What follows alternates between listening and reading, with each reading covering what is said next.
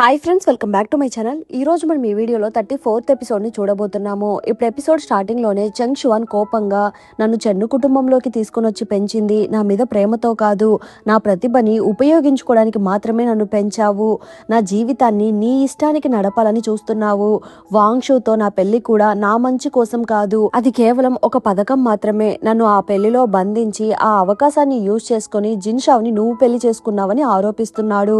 అతను అక్కడితో ఆగకుండా జిన్షావ్ మొదట నన్నే ప్రేమించింది, మేమిద్దరము ఒకరికొకరము లేఖలు కూడా రాసుకున్నాము, ఆమె నా కోసము గాలిపటం కూడా ఎగరేసింది అని చెబుతున్నాడు. ఆ మాటలు విని జిన్షావ్ కి చాలా అవమానంగా అనిపిస్తుంది. ఆమె కోపంగా నోరు మూసుకో అని చెంగ్షువాన్ ని అరుస్తుంది. కానీ చెంగ్షువాన్ మాత్రము ఆగడు. అతను మళ్ళీ జిన్షావ్ వైపు చూస్తూ, నాకు గుర్తుంది జిన్షావ్, ఆ రోజు నువ్వు నా కోసము గాలిపటం కూడా ఎగరేశావు. ఆ తర్వాత ఇతను మన ఇద్దరు మధ్యలో వచ్చాడు, నీకు పెద్ద పదవిని ఆశ చూపించి నిన్ను తన వైపుకి తిప్పుకున్నాడు, లేకపోతే మనమిద్దరం కలిసి జీవించి ఉండేవాళ్ళమని చెబుతున్నాడు. ఆ మాటలు విని చెన్ ఇంకా సహించలేకపోతున్నాడు. అతను కోపంతో తన ఖడ్గాన్ని బయటకు తీసి చెన్షువాన్ని చంపడానికి ప్రయత్నిస్తుంది. కానీ జిన్షావ్ మధ్యలో అడ్డుపడి చెన్నని ఆపడానికి ట్రై చేస్తుంది. కానీ కోపంలో చెన్న ఆమెను కూడా పక్కకు తోసేస్తున్నాడు. ఆ తర్వాత చెన్న తన కోపాన్ని కంట్రోల్ చేసుకుని పని వాళ్ళని పిలిచి ఇతన్ని వెంటనే ఇంటి నుండి బయటకు విసిరేయండి అని ఆదేశిస్తున్నాడు. చెన్షువాన్ని అక్కడి నుండి బలవంతంగా బయటకు తీసుకుని వెళ్లిపోతున్నారు. ఇంకా ఈ సంఘటన జరిగిన తర్వాత జిన్షావ్ తన భర్తతో మాట్లాడుతూ, నేను ఎటువంటి తప్పు చేయలేదు, చెన్షువాన్ చేసిన పనికి నన్ను శిక్షించకండి, నా గతాన్ని చూసి నన్ను ఇప్పుడు జడ్జి చేయకండి అని బాధపడుతుంది. ఆమె కన్నీళ్లు చూసి చెన్నుకి కూడా కొంచెం బాధగానే ఉంది. కానీ చెన్ను మనసు మాత్రము చాలా గందరగోళంలో ఉంది. అతను ఏం మాట్లాడలేకపోతున్నాడు. నాకు కొంత సమయం కావాలి, ముందు నా కోపం తగ్గాలి అని చెప్పి అక్కడి నుండి వెళ్లిపోవడానికి ట్రై చేస్తున్నాడు. కానీ జిన్షావ్ మాత్రం బాధగా, మీరిప్పుడు నన్ను వదిలిపెట్టి వెళ్లిపోతే మళ్ళీ ఇక్కడికి రావాల్సిన అవసరం లేదని అరుస్తుంది. కానీ చెన్ను వెనక్కి చూడకుండా అక్కడి నుండి వెళ్లిపోతున్నాడు. అది చూసి జిన్షావ్ బాగా ఏడుస్తుంది. ఇంకొక వైపు వాంగ్ ఒక అధికారిని పిలిపించి మాట్లాడుతున్నాడు. ఆ అధికారి మరెవరో కాదు, లియాన్ వాళ్ళ మామగారంట. అతను కొంచెం టెన్షన్ గా మాట్లాడుతూ, చెన్నుకి యాన్ హెంగ్ విషయం గురించి తెలిసిపోయిందేమోనని నాకు కొంచెం టెన్షన్ గా ఉందని చెబుతున్నాడు. ఆ మాటలు విని వాంగ్ మినిస్టర్ ఆశ్చర్యపోతూ, అదెలా సాధ్యము, ఆమెని కొన్ని సంవత్సరాల క్రితమే చంపేశాను, ఆ పని మీద ఎలాంటి ఆధారాలు మిగలకుండా చాలా జాగ్రత్త పడ్డాను, ఈ విషయం గురించి ఎవరికి తెలిసే అవకాశం లేదని అంటున్నాడు.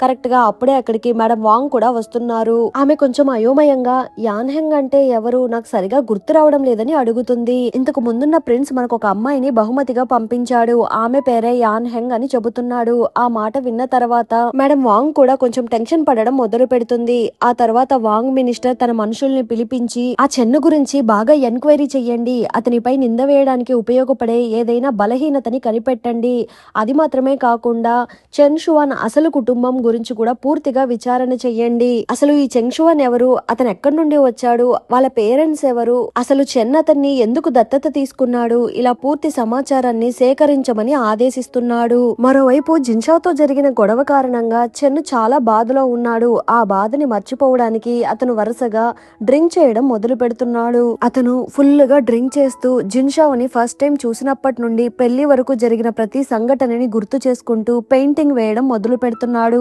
అప్పుడే మేనేజర్ అలానే అసిస్టెంట్ ఇద్దరు చెన్నని కలవడానికి వస్తున్నారు. అసిస్టెంట్ వెంటనే జిన్షావ్ కి మద్దతుగా మాట్లాడుతూ, ఈ విషయంలో మేడం మీద ఎటువంటి తప్పు లేదు, చెన్ షువాన్ చాలా రోజులుగా ఆమె వెంట పడుతున్నాడు, కానీ ఆమె మాత్రము అతన్ని ఎప్పుడు దూరంగా ఉంచడానికే ప్రయత్నించింది, అతనితో మాట్లాడకుండా తప్పించుకోవడానికే ప్రయత్నించింది, ఆమె ఒక్కసారి కూడా అతనికి ఎటువంటి అవకాశం ఇవ్వలేదని స్పష్టంగా చెబుతున్నాడు. చెన్ ఆ మాటల్ని మౌనంగా వింటున్నాడు. ఆ తర్వాత మేనేజర్ ఇంకొక ముఖ్యమైన సమాచారం గురించి చెప్పడం మొదలు పెడుతున్నాడు. ఆ వాంగ్ మినిస్టర్ నిన్ను ఫాలో చేయమని చెప్పి తన మనుషుల్ని పంపించాడు, వాళ్ళు నీ ప్రతి కదలికని గమనిస్తున్నారు, అది మాత్రమే కాకుండా అతను కొంతమంది దొంగల ముఠాలతో సంబంధం పెట్టుకున్నాడు, వాళ్ళ సహాయం తీసుకోవడానికి కూడా ట్రై చేస్తున్నాడని చెబుతున్నాడు. ఆ మాటలు విని చెన్ని ఏమాత్రమూ భయపడడం లేదు. ముందుగా మనం ప్లాన్ చేసుకున్నాం కదా, అలానే జరగనివ్వండి, మన ప్లాన్ లో ఎటువంటి మార్పు ఉండదు, కానీ దానికంటే ముందు నేను ఒకసారి చెన్ షువాన్ని కలవాలని చెబుతున్నాడు. కొద్దిసేపటి తర్వాత చెన్ షువాన్ని కలవడానికి వెళ్తున్నాడు. అక్కడ చెన్ షువాన్ చాలా బాధగా కూర్చొని ఉంటాడు.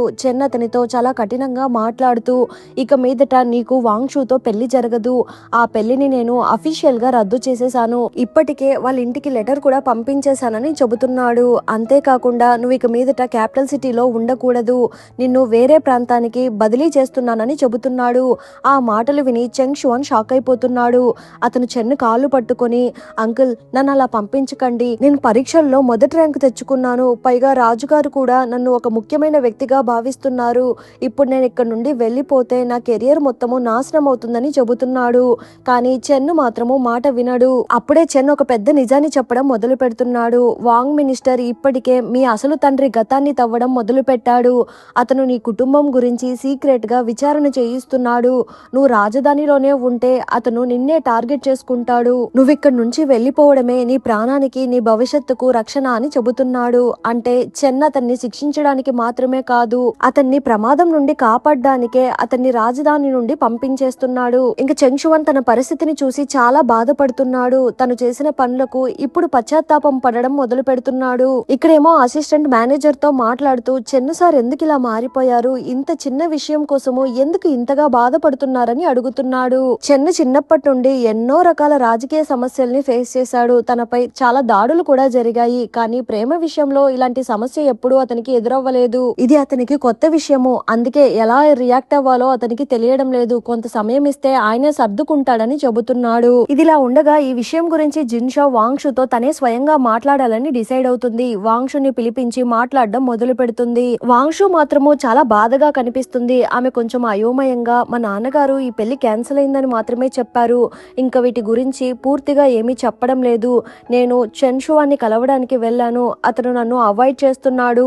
అసలు ఏం జరుగుతుందో నాకు పూర్తిగా అర్థం కావడం లేదని ఏడుస్తూ చెబుతుంది. జిన్షో ఆమెను ఓదారుస్తూ మేమంతా చాలా ఆలోచించి ఈ నిర్ణయం తీసుకున్నాము. ఈ పెళ్లి జరిగితే మీరిద్దరూ సంతోషంగా ఉండరు, అందుకే ఈ పెళ్లిని క్యాన్సిల్ చేసేసామని చెబుతుంది. ఆ మాటలు విని వాంగ్షు కాసేపు సైలెంట్ అయిపోతుంది. కొద్దిసేపటి తర్వాత చెన్షువాన్ మనసులో ఉన్నది నువ్వేనని నాకు చాలా కాలం క్రితమే అర్థమైపోయింది.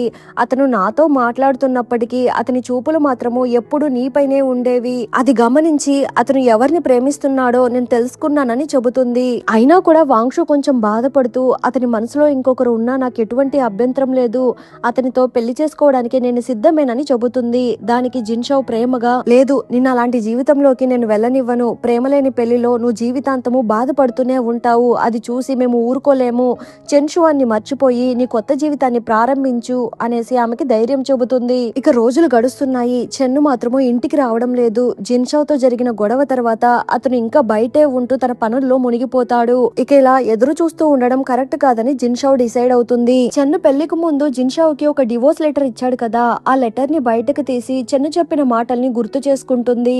ఎప్పుడైనా నీకు నాతో జీవించడం ఇష్టం లేకపోతే ఈ పేపర్ ని ఉపయోగించి నన్ను విడిచిపెట్టొచ్చని చెప్పాడు కదా, దాన్ని గుర్తు చేసుకొని ఆ పేపర్ మీద సంతకం పెట్టి చెన్నుకి పంపించమని చెబుతుంది. మేడం దీన్ని సార్కి ఎందుకు పంపిస్తున్నారు, వద్దని పని మనిషి చెబుతుంది. జిన్షో మాత్రము లేదు, ఇక ఆయన్ని బాధ పెట్టడం కరెక్ట్ కాదు, నా గతం ఆయనకి నచ్చకపోతే నేను ఆయన జీవితంలో భారంగా ఉండకూడదని అంటుంది. ఆ విడాకుల పత్రము చెన్న చేతికి చేరుతుంది. దాన్ని చదివిన వెంటనే అతని మనసు ముక్కలైపోతుంది. తను నిజంగానే నన్ను వదిలేయాలని డిసైడ్ అయ్యిందా అనుకొని చాలా తీవ్రంగా బాధపడుతున్నాడు. అది చూసి అసిస్టెంట్ ఆశ్చర్యపోతూ నా జీవితంలో చెన్నుసారి ఇలా ఏడవడం మొదటిసారి చూస్తున్నానని అనుకుంటున్నాడు. ఇంకొక వైపు జిన్షో ఒక టీ పార్టీని ఏర్పాటు చేస్తుంది. ఆ పార్టీని గూలన్ కొత్తగా ఒక హోటల్ ఓపెన్ చేసింది కదా, ఆ హోటల్లో కండక్ట్ చేస్తున్నారు. అక్కడ పెద్ద పెద్ద కుటుంబాలకి చెందిన మహిళలందరూ వస్తున్నారు. అప్పుడు వాంగ్ భార్య జిన్షోని చూసి చాలా వ్యంగ్యంగా మాట్లాడుతూ మీ పెదనానికి ఇంత పెద్ద సమస్య వచ్చింది, నువ్వు బాధగా ఉంటావని అనుకున్నాను, అయినా మీరు ఇంత సంతోషంగా ఎలా ఉన్నారని అడుగుతుంది.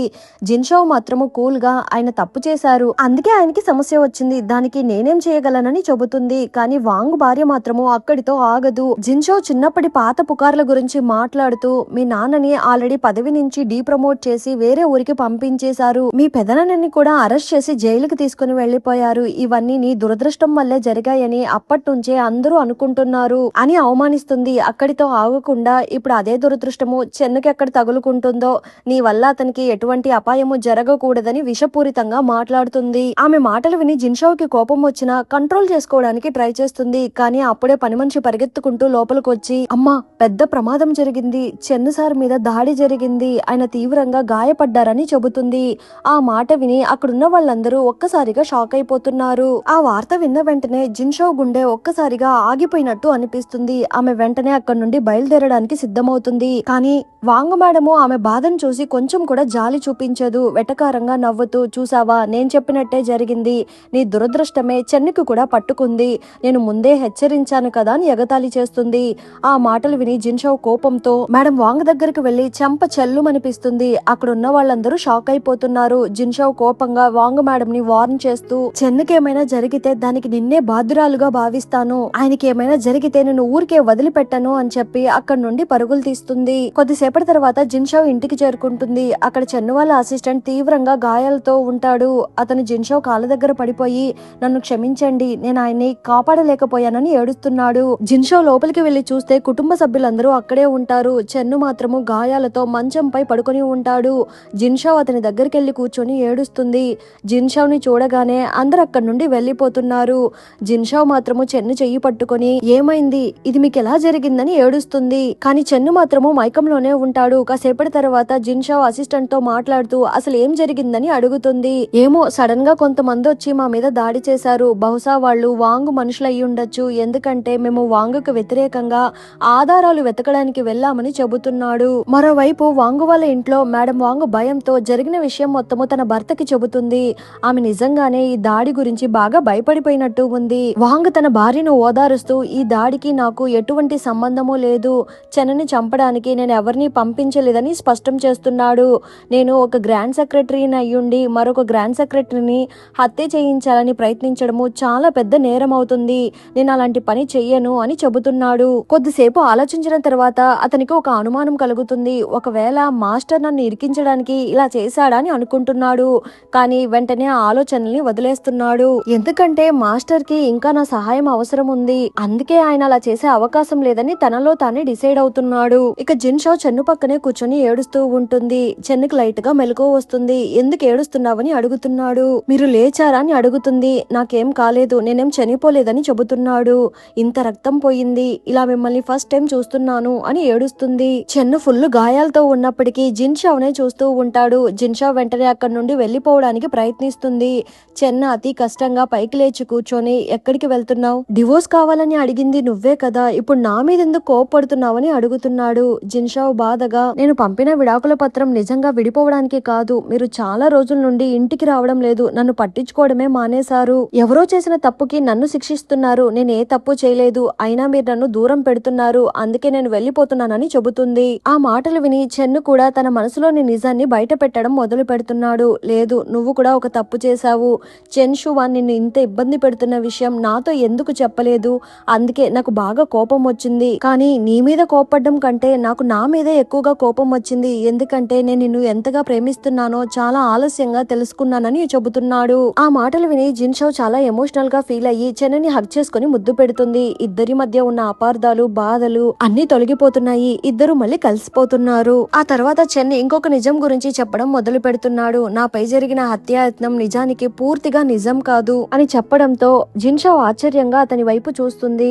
వాంగ్ షుఫాన్ నా ప్రతి కదలికను గమనిస్తున్నాడని నాకు ముందే తెలుసు, అతని మనుషులు నా వెంట తిరుగుతున్నారని కూడా నాకు సమాచారం వచ్చింది, అందుకే వారిని బయటకు లాగడానికి నేను ఒక పథకం వేశాను, నాపై దాడి జరిగినట్టు ఒక నాటకం ఆడాను, ఆ నాటకం ద్వారా వాంగ్ వాళ్ళ మనుషుల్ని పట్టుకోవాలనుకున్నానని చెబుతున్నాడు. జిన్షో కోపంగా అతని గాయాన్ని నొక్కుతూ అంటే ఈ గాయాలు కూడా నకిలీవేనా అని అడుగుతుంది. చెన్ను నొప్పితో అయ్యో ఇవి నిజమైన గాయాలే, ఇలా నొక్కితే నేను నిజంగానే చనిపోతానని అంటున్నాడు. అయితే ఇదెలా జరిగిందని జిన్షో ఆశ్చర్యంగా అడుగుతుంది. చెన్ను నవ్వుతూ నువ్వు పంపిన విడాకుల పత్రము నా మనసుని పూర్తిగా కలిచివేసింది, అదే విషయం గురించి ఆలోచిస్తూ ఉన్నాను, అందుకే నా కాన్సన్ట్రేషన్ ఒక నిమిషం మిస్ అయింది, ఆ సమయంలో వచ్చిన బాణాన్ని నేను తప్పించుకోలేకపోయాను, అందుకే నిజంగానే గాయపడ్డానని చెబుతున్నాడు. అది విని జిన్షో తన వల్లే అతనికి గాయమైందేమోనని మరింత బాధపడడం మొదలు పెడుతుంది. చెన్ను మాత్రమో ఆమెను ఓదారుస్తున్నాడు. కొద్దిసేపటి తర్వాత మాస్టర్ అక్కడికి వస్తున్నాడు. అతనితో పాటు ఒక డాక్టర్ ని కూడా తీసుకొని వస్తున్నాడు. డాక్టర్ చెన్నని చెక్ చేసి